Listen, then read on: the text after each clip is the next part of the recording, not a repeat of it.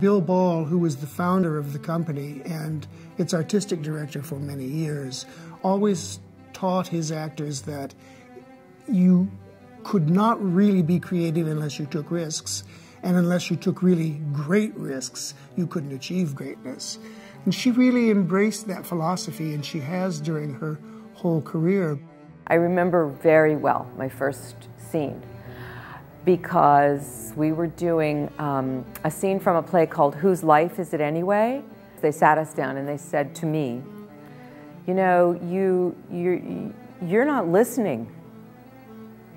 You're just talking and you're performing and you're doing your thing, but you're not really taking in what your partner is doing. And that just isn't going to work. And I was really put back on my heels. You know, I expected them to praise me in my naivete. And they said, you know, you need to learn to listen. Ever since that moment, become a lover of not only learning to listen myself, but watching people listen. I love watching a listening face. I so wanted to get on that Geary stage. I just wanted to be in the company so badly. And so many of the actors, Barbara Derrickson and Marion Walters and Sydney Walker and Peter Donat and just a whole bunch of people that I looked up to and I admired so much, and I wanted to be like them, and I wanted to be in the company. She was cast on the main stage as Titania. I remember being in the lobby of the Geary Theater during a break in rehearsal when Bill Ball came up to me visibly excited. "Did you hear her voice?" he asked with astonishment. She had found Titania's voice, and it seemed to come from deep within her.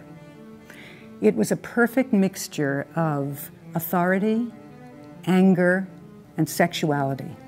It was a stunning achievement. And then Annette came on. And after a few moments, I realized I was only looking at her. She was really listening. She was engaged and listening to the other actors and then talking. So she was listening and talking. One of the most revealing things you can do as an actor, very few people can do it. But that voice, which she is known for, you know, you hear that voice. There's nobody that has a voice like Annette. Other actors have wonderful voices, but that depth and sophistication that comes with that voice was something that I think we all heard. We were doing a production of Macbeth, and the woman who had been hired to play Lady Macbeth, for some reason, I don't remember why now, backed out at the very last moment.